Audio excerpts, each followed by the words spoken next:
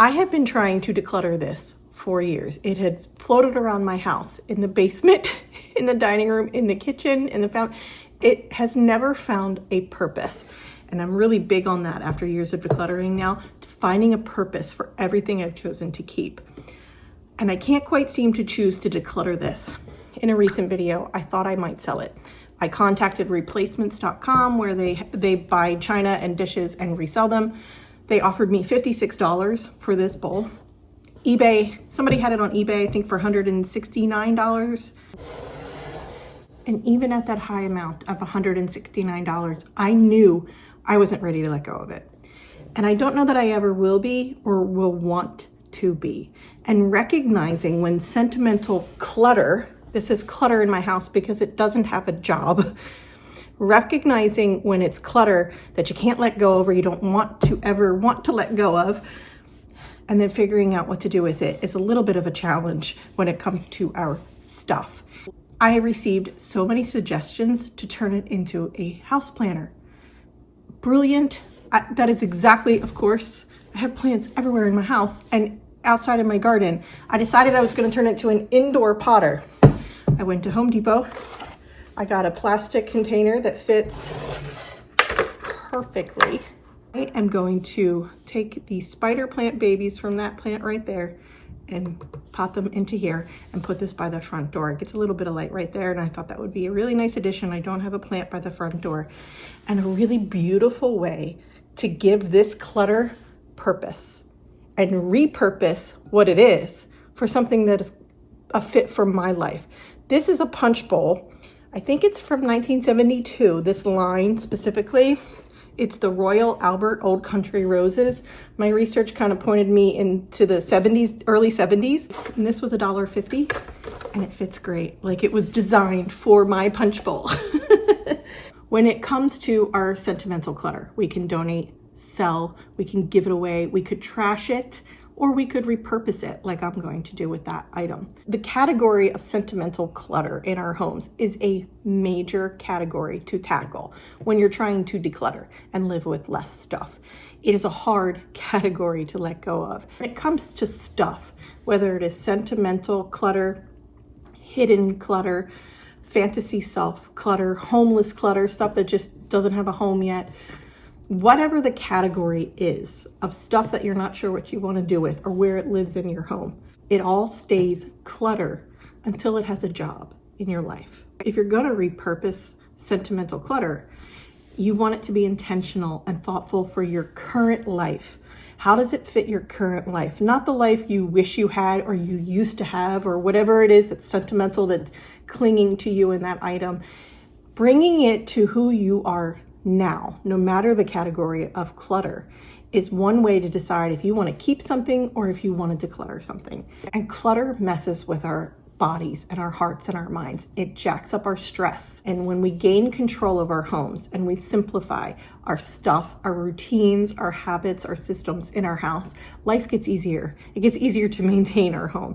And it gets easier when something appears that is in your life that you're not ready to let go of or you don't want to let go of.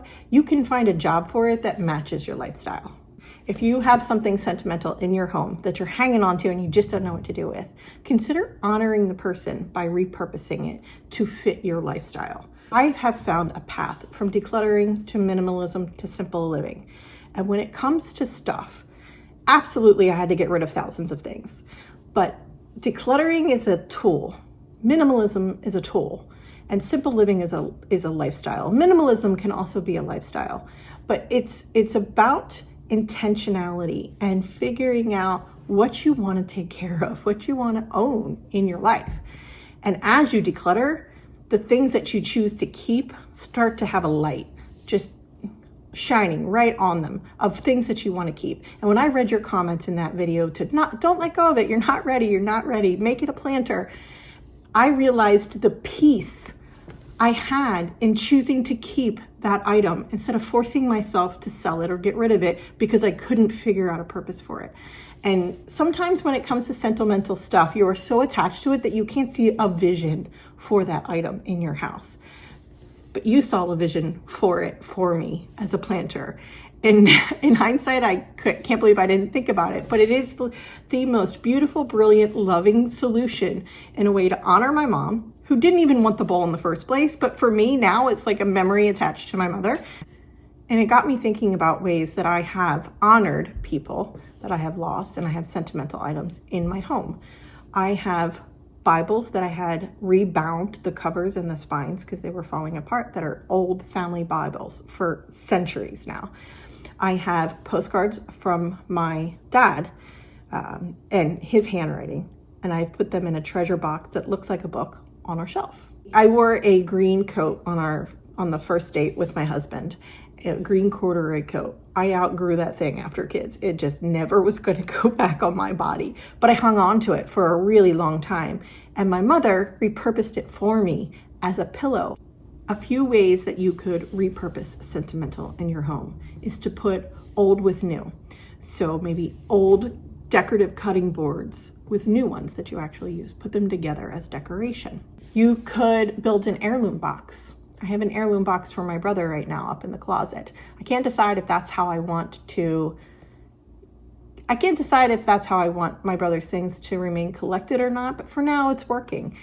So it's just a green flat box that I have his items in there that I am not going to throw away, but it's a way to collect them together. And when I am in a good place to be able to revisit those items and revisit with him and his memory, I can open that box and it's all together for me. Make a scrapbook, a physical scrapbook of photographs and letters and just snippets of someone's handwriting, and put it all together in a scrapbook that you can flip through later. Maybe that scrapbook fits inside an heirloom box with other treasures that wouldn't fit in a scrap box, and it's all collected for you as a memory. You could digitize things if you're really trying to let go and not have a lot of stuff, and you want to trash or donate or sell an item that you just don't want to hang on to. You could digitize it. You could take a picture of it and save it on your computer or your phone. And it's something you could revisit, a photograph you could revisit. That's another way to get something out of your life, but keep the memory. There are two ways that you can propagate spider plant babies. They get these runners, and you can cut them close to the edge of the runner, and the runner will keep growing and have more. See, like there's one, there's another one, there's lots of little ones that can turn into these babies. And you just cut them off as close as you edge to the runner so it keeps growing. Some of them have these little nodes. Those are the start of roots. Those are the best ones to put into soil, the ones that have these nodes of roots. You just put them directly in seed starting soil and they will grow. The other way to do it is to put it in a glass of clean water. Roots will grow in the water, and then you can plant a rooted spider baby plant. So those are the two ways. I have found success both ways. I'm just doing these particular ones in soil today. I thought that would be nice there because it's got a window that gets a bit of sun, indirect light. I've had plants here in this area before and they've worked really well. And on my Sunday schedule, I water plants. And this would just lift out, soak in a bowl of water to water from the bottom, and then go back in. Thanks for spending time with me today. I have a video here where I've talked about sentimental in the past. I hope you're doing well, and I'll see you in the next video.